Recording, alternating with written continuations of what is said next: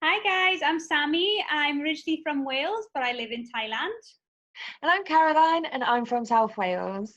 And together, And together we are the Pili project. and we are here today to talk to you a little bit about our project and to also give you some advice and guidance around children and their uncomfortable emotions that have been brought on by COVID-19. Yeah, we're also going to touch a little bit on what is emotional intelligence, why is it important, the benefits around emotional intelligence, and how to nurture it and support it really through the use of play. And yeah, we've got some wonderful free resources that we're going to show you at the end that you can download and use. But first, before we get into that, let's just introduce ourselves. My name is Sammy. And like I said, I'm originally from Wales, but at the moment living in Thailand. I've been here for nearly 4 years now, teaching. I've been a teacher for 4 years, but before that, I was working in education welfare, working with children that can't or won't go to school, often with very complex and difficult issues, family issues, personal issues, school issues. It was a wide variety of things. So I used emotional intelligence in my work a lot. To build up confidence and self-esteem in the young people. The young people I worked with primarily were teenagers, so a lot of them were suffering with low emotional well-being, things like low confidence, low self-esteem, low self-worth. They found it difficult to establish friendships and relationships with their peers. And so I would do a lot of workshops and family intervention work around those concerns using emotional intelligence. So I'm Caroline. I'm originally from Plymouth. I moved to Wales about 12 years ago to attend university, which is where I met this one. And we've been firm friends ever since. Yeah. So after graduating university, I went and got a master's in therapeutic play. Now, I am so passionate about play and the benefits of it as a therapeutic tool. I think play is the language of children, and it is something we've got to utilize when addressing things like uncomfortable emotions, because they just don't have the vocabulary to be able to express themselves in the way we do. So ever since I graduated from my master's, I have been working with a wide range of children and families. I've worked in family intervention, I've worked in rural support in social services, I've worked with children that have additional needs. I've worked with children who are young carers, children with parents in the armed forces. And all those children, play has been the main thing I've utilised in order to support them. Whilst I was working, I always used to moan to Sammy about how there is such a lack of support out there for children. Yeah. And we used to have these conversations constantly. And that's why we decided, well, why don't we do something about it? And that is why we decided to combine our experience and our skills together in order to come up with the Pili project.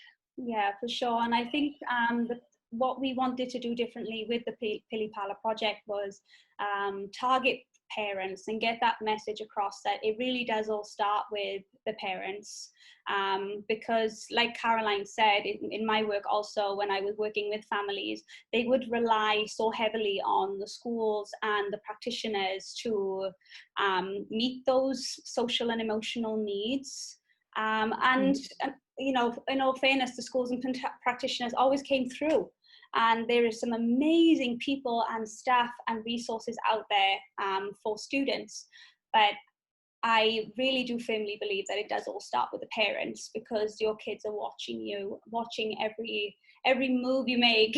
And a lot of the concerns that were coming from the parents that I was working with was that they didn't have the confidence to deliver kind of activities or therapeutic conversations with their children. They didn't have the confidence to do that. They didn't have the resources to do that. And they just didn't know how to do it. They were like, oh, I'm just going to leave that to the school to sort out. And I think when this corona lockdown began and we had that chat, thinking that those children don't have the school anymore, that they don't have those practitioners working with them anymore. So in a time like that, it is very evident that parents have such a huge responsibility to step up and address the social and emotional needs of their children. So that's one of the reasons why we decided to put together our COVID resource pack, because we want to help parents to manage those emotions during such a testing time. So with the Pili project, it's our mission really to be all about empowering parents. We want to empower parents to encourage their children to have these expressions, to not hide them away, to not just brush them under the carpet, but to actually encourage them and work through them with their children to get to the bottom of why they're behaving a certain way or why they're acting out in that manner. And that's why we want to create specifically designed resources and products for parents to use with their children in order to get to the core of why they may be acting out in anger, or why they may be feeling sad more than usual. We understand with COVID at the minute and the lockdown at the minute that children's emotions are very heightened at the minute. And one of our biggest messages is that it's okay to have these heightened emotions.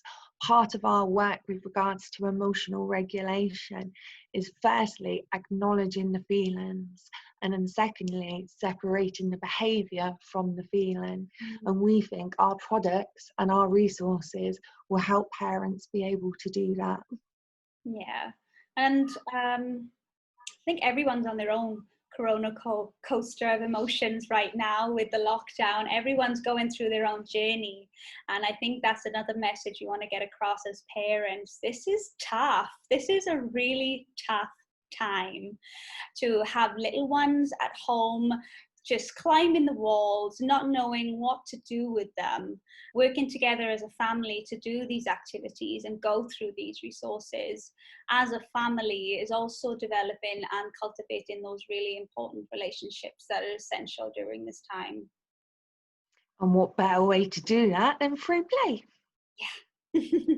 But before we show you the resources, let's talk a little bit about what is emotional intelligence. It is identifying and regulating your own emotions, but also understanding others' emotions as well. And it also incorporates building resilience, and resilience is kind of that bouncing back thing that we need so when something challenging happens or when something difficult happens in our life, it's how we react to that situation. So that's called resilience, and it's building that up in the children as well. Promoting empathy, which is the understanding of other people's emotions, and like I said, building them to relationships. It's something that all children find hard, and they don't have the capabilities of emotional intelligence that we have, which is why it's so important for the parents to be able to set those examples, to be able to guide the children and be able to support them to develop their emotional intelligence. Yeah, because it's not something we're born with, right? Like emotional intelligence, we're not born with that. It's a learned behavior. It's something that we get from our parents. So like I said earlier, your kids are watching your every move. It's like a police song. Every step you take, every move you make, they are watching you. Everything you say, they are learning how to identify and regulate their emotions just from watching you. So I think it's so important as well to encourage and support you as parents to be able to model that behavior that you want to see from your children. And children don't have the capabilities like we do as adults to be able to express themselves. They don't have the large vocabulary that we have. And they sometimes don't even understand a feeling. They don't understand a behavior that's triggered by a feeling. So one of the best ways of addressing this, and a child appropriate way of addressing this, is through play. So that's something that we want every parent to become masters of, is play, so they can use it as a therapeutic tool for their children. I mean, I think play is something so universal that we can all grasp, but play therapy and therapeutic play is often something you can only get privately with a hefty price. So that's why we set up Pili Parlour, because every parent can do it. We want to encourage you to do it. Yeah. And that's what we're hoping to do with our resource pack. Yeah, and I think one of the most common behaviors that parents struggle with their kids, especially around the ages of 2 to 5, and as a kindergarten teacher as well, I also struggle with this type of behavior a lot with my students, and that's hitting, biting, scratching, kind of acting out in that way. And what I've come to find is children act out with these type of actions because they, like you said, Caroline, they don't have the capacity to be able to say how they're feeling. So that is like the optimal time for parents to really act on nurturing and supporting emotional intelligence. When they start acting out that way, it's almost like your child is saying, I don't know how to regulate what's going on. I don't know how to express what's going on. So a lot of people ask us, what are the benefits of emotional intelligence? Okay, well, I know what it is. And we are going to show you how to do it, but why should you do it? What are the benefits? Children will be able to regulate their emotions a lot better, so you will see a lot less challenging behaviour within the home. It also promotes empathy in children, so they will be able to understand how another person's feeling, which is such a significant part of building and establishing relationships. They'd be able to calm themselves down without looking to you every time to calm them down. They'd be able to self-regulate that. They'd be able to do it themselves. They'll also be able to come up with their own solutions to their problems.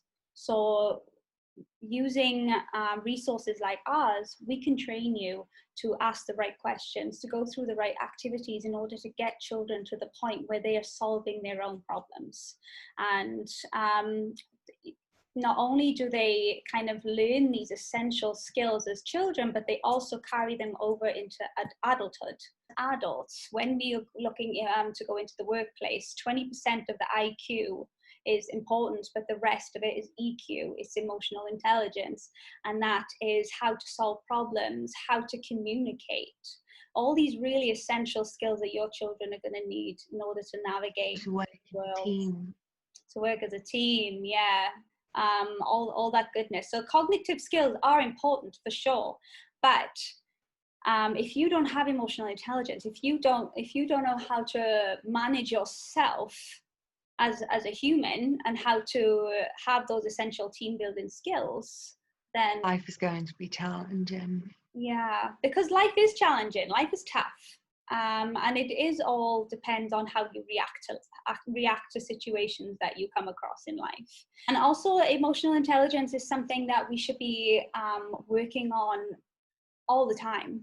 Even as parents, your emotional intelligence is also very important. Not only is your children watching you, but parenting is tough, and you also need to be healthy mentally in order to display the kind of behavior that you want to show your children. I mean, part of our philosophy at Pili Parlour is that when you change, mistakes will happen, but you need those mistakes in order to be able to change. I mean, we are not perfect. No one is perfect. So you need to take pressure off yourself and stop trying to be a perfect parent and allow your children to make mistakes. Oh, definitely. Failure is such an important part of life. And I think another little philosophy that we have is, if nothing changes, nothing changes, right? So if you want change, you have to start with yourself. You have to start changing how you react to things, how you know, how your attitude towards certain And situations. it's exactly like a child. If you don't focus on supporting that child to be able to express themselves through positive means, then they're always going to express themselves through challenging behaviour like violence or aggression.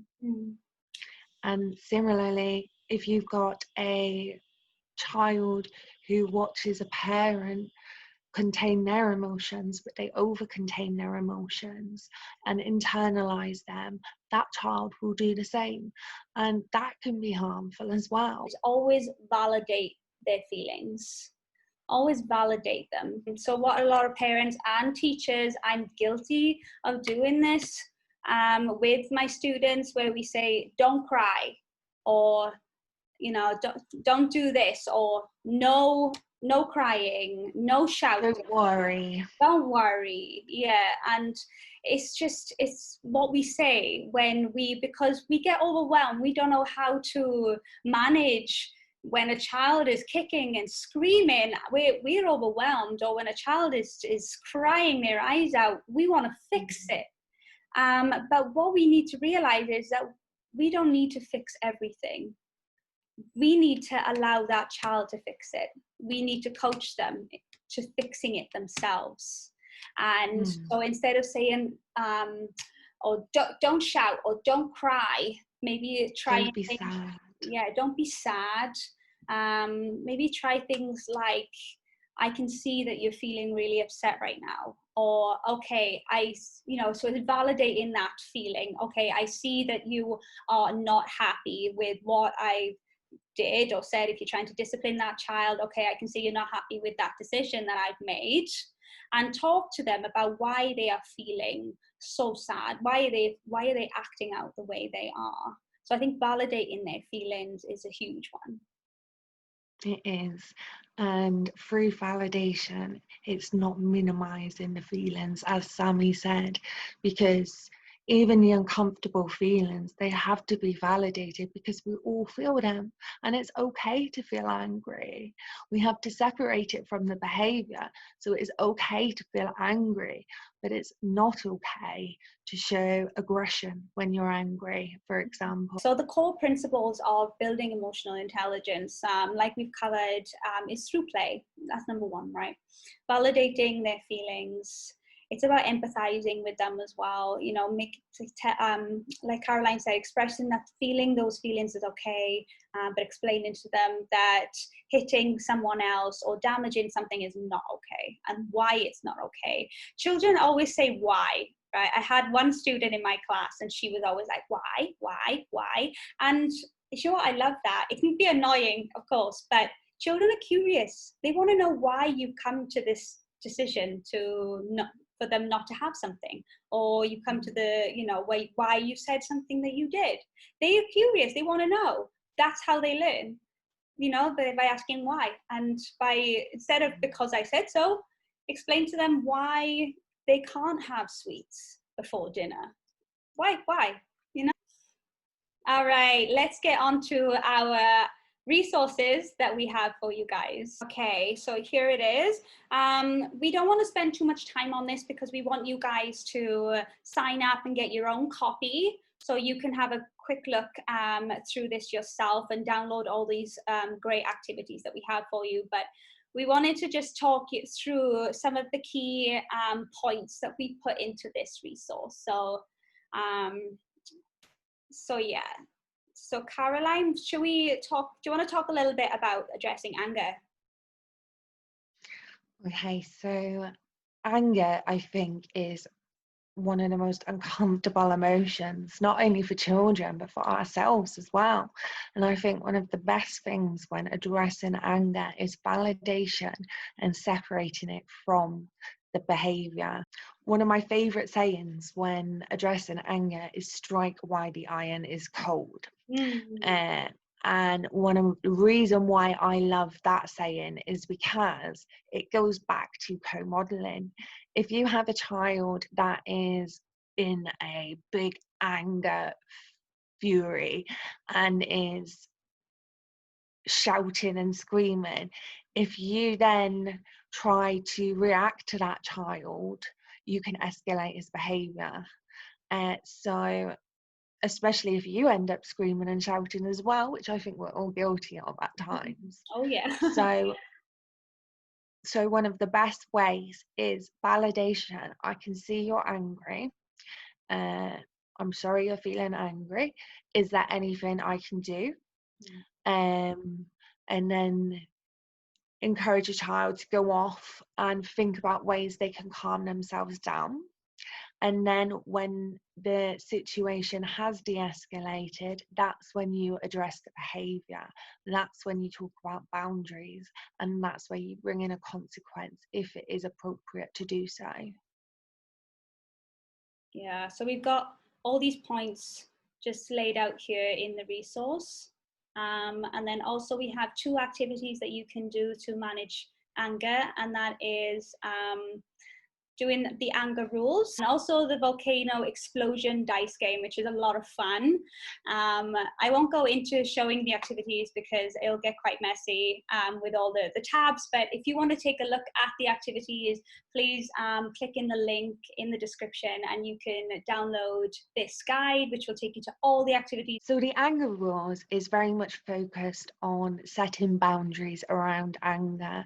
So that will try and help you separate the behaviour from the feeling and put those boundaries in place to address the behaviour. The volcano explosion dice game is based on awareness of anger, and it tries to promote awareness around the levels of anger, because a lot of the time anger builds. And what we need to do is we need to get children to realise at an earlier stage when that anger is building. So, and then we have addressing worries. Mm-hmm. Okay, so we have a little bit about how to address worries here. It's doing the activities that we have included, asking more open-ended questions. So all the activities have question prompts and things like that that you can go through with them while you're doing the activity. And a few more. It is really important to make sure that activities are child-led. So if you feel a child is anxious and you want to sit down and do an activity, don't force them to do an activity. It's so important that it is child-led and you take accountability for that, because otherwise a child will just withdraw. And that's what you don't want. You want child to express their emotions, not withdraw their emotions and internalize their emotions. So 2 of the main exercises we've got to address worries and anxiety is the butterflies in my stomach activity, which is a nice activity that sets a really good foundation to be able to have open conversation around worries. It also aims to try and differentiate between different levels of worries, and see if your child is able to differentiate between a small worry and a big worry, for instance. And we also have a mindfulness activity. A lot of people will probably be thinking meditation, like I'm not going to be able to get my child to sit still for 10-15 minutes. That's just impossible.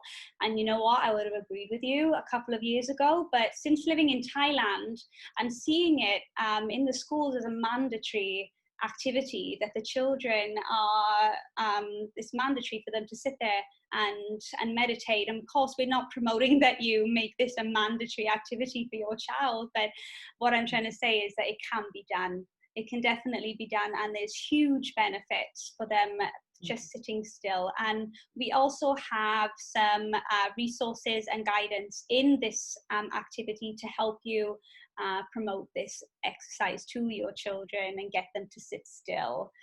We also have a script, so we want you to join in. We want you to join in with your kids and practice as well. So we have a script that you can read or have someone else read, and you can do it together. This is aiming to do is just calm any emotions down that they may be feeling, focus their attention on their breathing. Okay, so that's addressing worries. And then our last one is addressing sadness.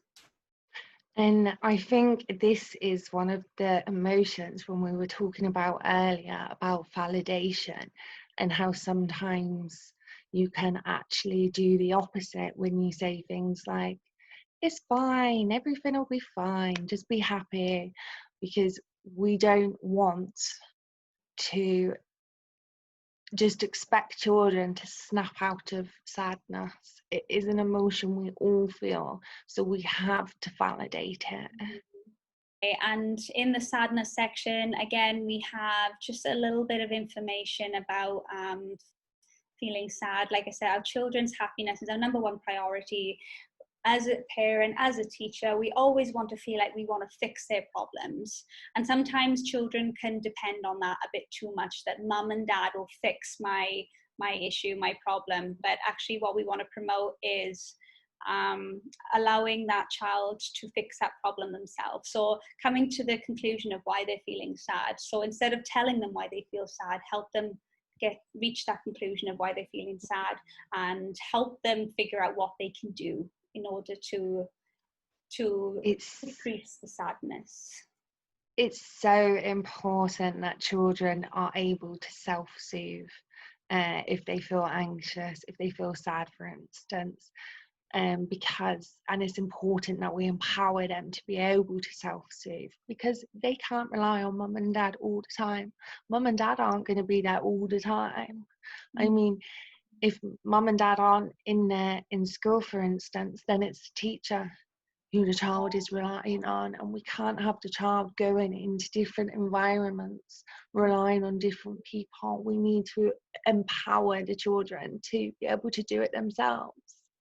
Definitely. And so to do that, we have one more activity. I've put the mindfulness in this one again because it addresses worrying and sadness.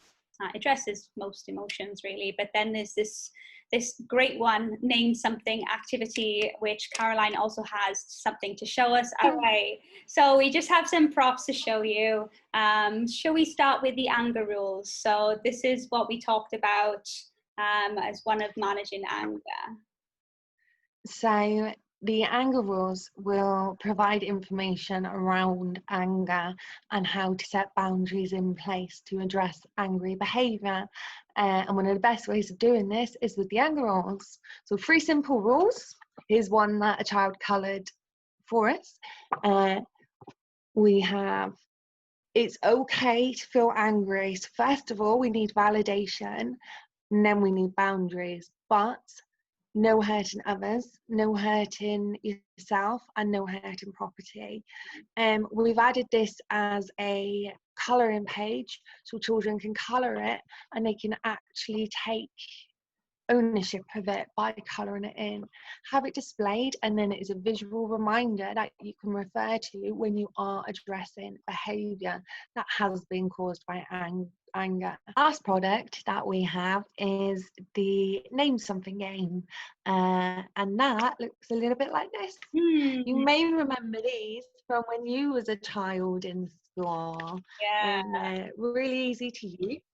You just choose a colour and move it to the number of letters that are in a colour, then choose a number, move it again, and then eventually you pull it open and it has lots of different questions. Awesome. So name 3 things that you have control of. So it's a really good way of supporting positive affirmation and a positive mind, and I think it's one of my favourites, to be honest. And I think we've had a lot of feedback from parents and people that have received our resources, and I think that's their favourite as well, because it's just it's very fun, it's very quirky, and the kids love it. All right, well, that's all we have time for. Like I said, if you want to get your hands on this resource, there is a link in the description box. I don't know if it'll be above or below, but wherever the description is, the link will be there too. So just sign up for the resources and get your own copy, just sent straight to your inbox. And please let us know how you did with the activities. We would love to see pictures and love to get some feedback on what your kids thought was their favorite, what was your favorite, and what you thought about the whole experience. Please don't hesitate to get in contact with us about anything. You can message us directly on our page. You can email us. Give us a like and follow on Facebook too. Okay. All right. Thank you, guys. Okay. Thank you. Bye. Bye.